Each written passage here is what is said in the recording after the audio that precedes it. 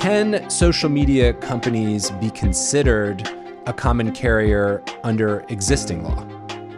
So the concept of common carrier is actually a very old concept, and it goes back to the idea that there were certain resources that were imbued with enough of a public interest that we wanted those services to provide services to all comers. So, for example, you can imagine a bridge across the river where any other portage of the river would require you to go hundreds of miles out of your way. So there's just one way to get across that river. And the idea is then the bridge is supposed to allow all comers to go across the bridge. They're not supposed to set up barriers that say you can only cross if you're in this certain category of people. So common carriage is this old venerable concept that certain types of services have to treat all customers equally because of the fact that they're imbued with this public interest. It doesn't really fit anything that relates to the internet.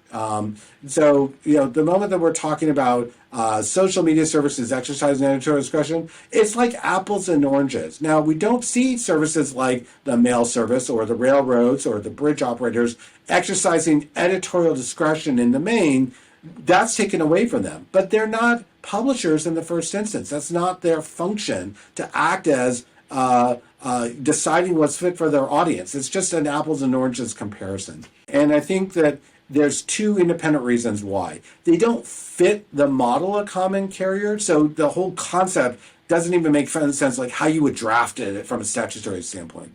But I think the more important reason why we know it isn't going to work is because that would be unconstitutional. That would be essentially saying to the services, you have to take all comers, which means you cannot apply your editorial discretion, and therefore it's an incursion on the free speech and free press rights of the social media services. So it's just an untenable concept. It doesn't fit the model, and the Constitution won't permit it.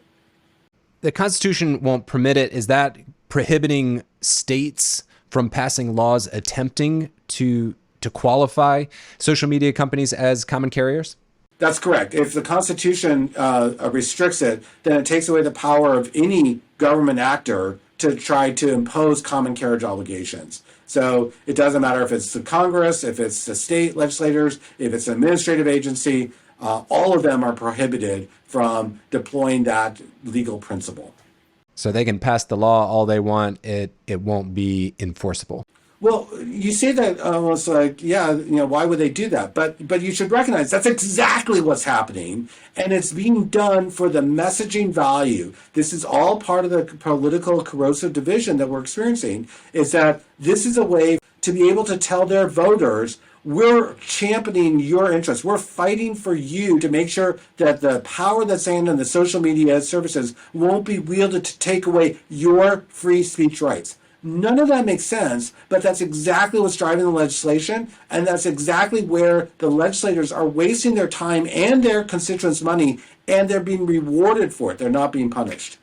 It's inherently appealing to me in some ways. I don't want these big, amorphous, powerful social media companies kicking me off for no reason, perhaps interfering with my livelihood if I, for example, sell services over social media.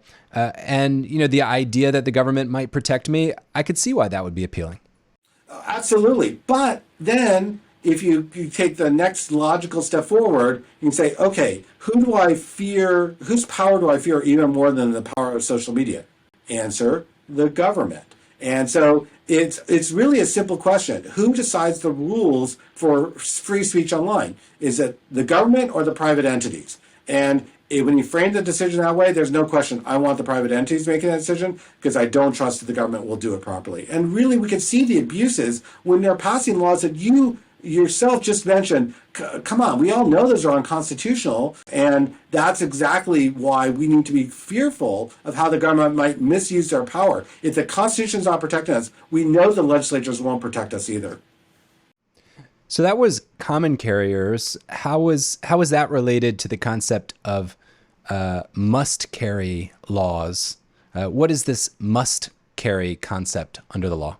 One other piece of what's called the censorship laws is what's sometimes referred to as a must carry obligation. It says you as a service do not have the discretion to remove content or to remove actors from your service. And for example, the Florida law had several must carry obligations, said, for example, certain political candidates simply could not be terminated from the service during particular periods of time. They had to be preserved on the service, whether or not the service felt otherwise.